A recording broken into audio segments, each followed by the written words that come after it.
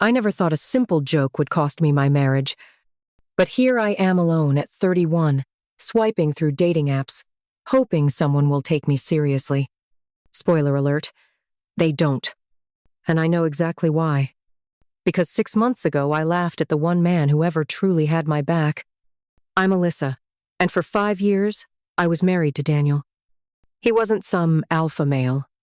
He wasn't loud, cocky, or aggressive. But he was loyal, kind, and always there when I needed him. And then, I threw it all away with one careless joke. One moment of trying to be funny. One sentence that turned my husband into a man who no longer saw a reason to stay. Because I joked that he could never defend me. That he was too soft. And the next thing I knew, he got up and walked away. Before everything fell apart, Daniel was my safe place. He wasn't the tough guy in the room, but he was the one who always made sure I got home safe. He didn't pick fights, but he was always in my corner. He wasn't flashy or loud, but he was steady, reliable, and treated me like I was the most important person in his world. For 5 years, I never had to question his loyalty. And for 5 years, I never realized how much I took that for granted. Our life was comfortable, nothing dramatic, nothing chaotic. Until one night I let my mouth ruin everything. It happened at a friend's housewarming party. We were all hanging out, drinking, swapping stories about crazy things that happened to us. Then someone brought up a viral video of some girl getting harassed in public until her boyfriend stepped in and knocked the guy out.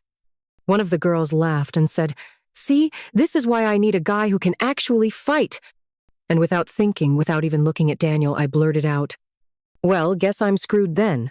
Daniel would probably just call 911 and hope for the best." The second the words left my mouth, I felt the shift. People laughed awkwardly. Some of the guys smirked. One of the girls muttered, "Damn." And Daniel? He didn't laugh. He didn't even look at me. His jaw clenched. His hand gripped his drink a little tighter. But he didn't say a word. I tried to brush it off, nudge him playfully. "Oh, babe, you know I'm just messing around." He gave me a tight, forced smile. And then he got up and walked away. That's when I realized I had just made the biggest mistake of my life. After that night, Daniel changed. Not in a loud, angry, yelling kind of way. He just stopped.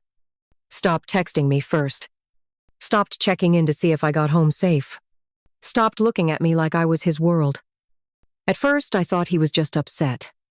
That he'd get over it. But days turned into weeks, and he was still distant.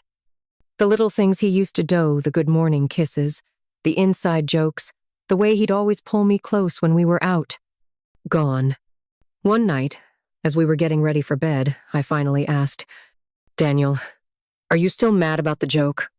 He exhaled, rubbing his hands together like he was choosing his words carefully. Then he said the words that hit me harder than I expected. "It's not about the joke, Alyssa." "Then what?" I whispered, my stomach twisting. He looked at me, his eyes tired but unreadable. "It's the fact that you believe it." And right then, I knew. I was losing him, and I didn't know how to stop it. A few nights later, I came home to find Daniel sitting at the kitchen table. His posture was calm, too calm. That was the first sign. "We need to talk," he said, his voice steady. My heart dropped. "Daniel, come on. You're seriously still upset about that dumb joke?" I laughed nervously, trying to make light of it. But he didn't laugh. He didn't even smile. Instead, he looked at me and said something that made my blood run cold. "Alyssa, I'm done." I blinked. "Done with what?" He sighed. "With us." I felt panic creeping in. "Daniel, stop. You're being ridiculous. We've been together for years." He nodded. "Yeah, and for years, I thought I was the man you needed." He swallowed hard, then said, "But the way you talked about me that night, the way you looked at me, I realized something, Alyssa. You don't respect me, and I refuse to stay with a woman who sees me as weak." I felt my chest tighten. "That's not true. It was just a joke," I argued. But he shook his head. "Maybe, but you meant it, and I can't unhear it." And then he stood up, grabbed his keys, and walked toward the door. "Daniel, wait." I reached for him. But he didn't stop, didn't turn back, didn't give me another chance. And just like that, he was gone. And for the first time, I realized I had pushed him too far. And there was no undoing it. At first, I told myself he'd come back, that he was just cooling off, that once he had time to think, he'd realize he was overreacting. But days passed, then weeks. And Daniel? He didn't call, didn't text, didn't check up on me like he always used to. The man who once put me first, who made sure I was safe, who loved me unconditionally, he was gone. And then, the final blow came. I was out running errands when I saw him. At first, I thought I was imagining it. But no, it was him. Daniel, sitting outside a cafe with someone new. She was smiling, laughing at something he said. And him? He looked happy. Not just moving on. Thriving. Like losing me wasn't a loss at all. And that's when it hit me. I had spent so long doubting his strength, questioning if he could protect me, that I never realized the truth. The strongest thing he ever did was walk away from me. And now, I was the one who needed protecting, from my own regret. After Daniel, I told myself I'd move on fast. I was still young, attractive, fun. I thought men would be lining up to date me.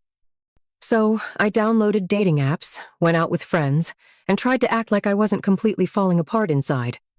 And at first, the attention felt good.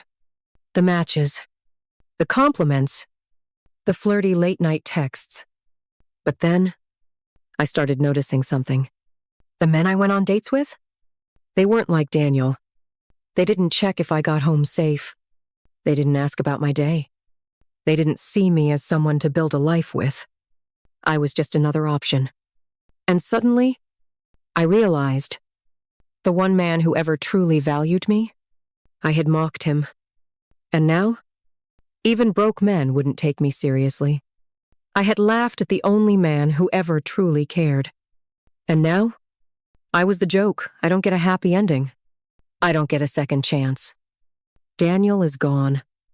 Not just from our home. Not just from our marriage. But from my life. And the worst part? He's better without me. I thought I wanted a stronger man. A man who was louder, more aggressive, more dominant. But what I failed to see was that Daniel was strong all along. Because real strength? It's not about being the loudest in the room. It's about knowing when to walk away from someone who doesn't appreciate you. And Daniel? He was strong enough to leave me behind. So if you're listening to this, don't make the mistake I did. Because when you break a man who truly loves you, he doesn't argue. He doesn't beg. He just walks away. And once he's gone, he never looks back.